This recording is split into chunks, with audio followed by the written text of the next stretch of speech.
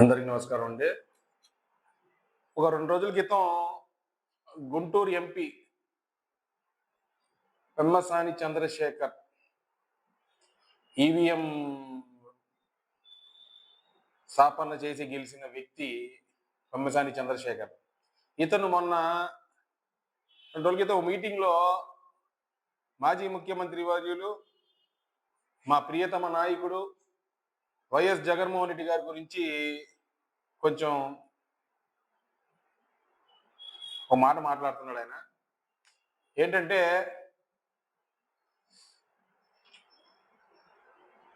అతను ideology గురించిను, shaping గురించి ఏదో ఐడియాలజీ గురించి జగన్మోహన్ రెడ్డి ఐడియాలజీ గురించి మాట్లాడాలా ఏదో అంటాను కదా. ఈ రోజు వరకు పెమ్మసాని చంద్రశేఖర్ నేను ఒకటే అడుగుతున్నాను.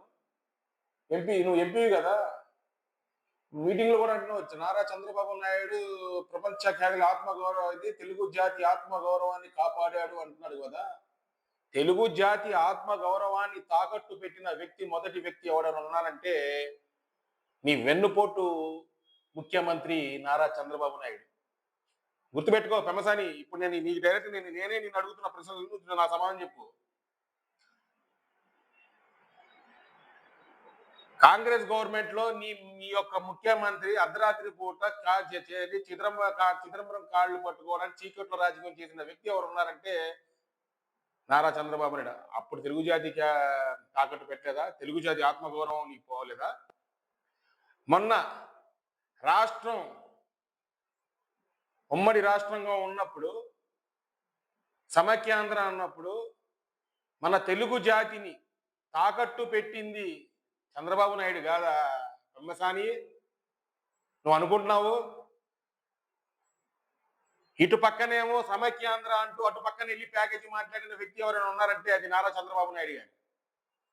నువ్వు మా జగన్మోహన్ రెడ్డి గారి గురించి మాట్లాడే స్థాయి.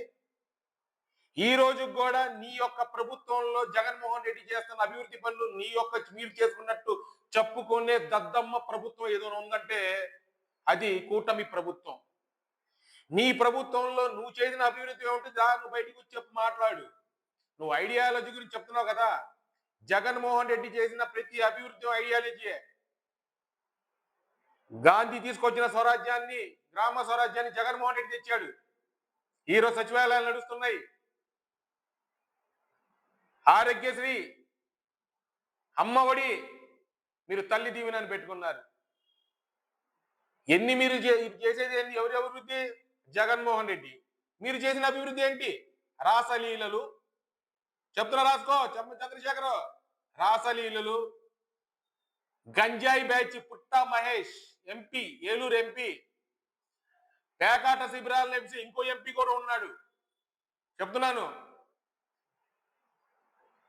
ఇంకోటి మట్టి మాఫియా, ఇసుక మాఫియా. నిన్నటికి నిన్న అరవ శ్రీధర్ అనే రైల్వే కోటర్ ఎమ్మెల్యే రాసలీలలు. ఇవాళ 2 రోజుల క్రితం ఒక తెలుగుదేశం నాయుడు దానికి చైర్మన్, అతని రాసలీలలు. మీరు చేస్తున్న ఇది అభివృద్ధి. మీరు అనుకున్న అభివృద్ధి ఇది. ఈ అభివృద్ధి గురించి నువ్వు మా జగన్మోహన్ రెడ్డి గురించి మాట్లాడుతున్నావు. నువ్వు నీకు చిత్తశుద్ధి ఉంటే, నీ నాయకుడు గొప్పతనంగా చేశాడు ప్రజా పరిపాలన అంటే నువ్వు రావాలి బయటికి. ఏదో ఈవీఎంల ద్వారా గెలిచి, ఈవీఎంల ద్వారా ఏదో జిమ్ముకి చేసి చేసిన దత్తమే నువ్వు మా జగన్మోహన్ రెడ్డి గురించి మాట్లాడతావు ఏంటి? నువ్వు లేపేస్తావా?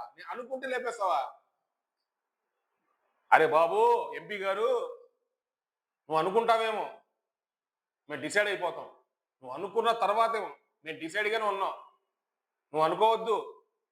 జగన్మోహన్ రెడ్డి మనుషులు మీలాగా ప్యాకేజీలకు డబ్బులు కక్కుర్తి పడేవాళ్ళు కాదు.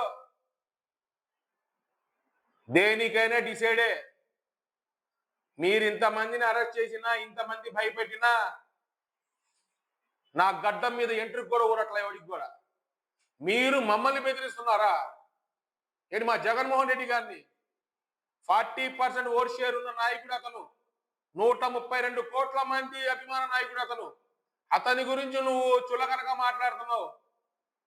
నువ్వేమైనా ఉంటే ఏదైనా ఉంటే ప్రజా పరిపాలన గురించి రా, బయట మాట్లాడుకుందాం.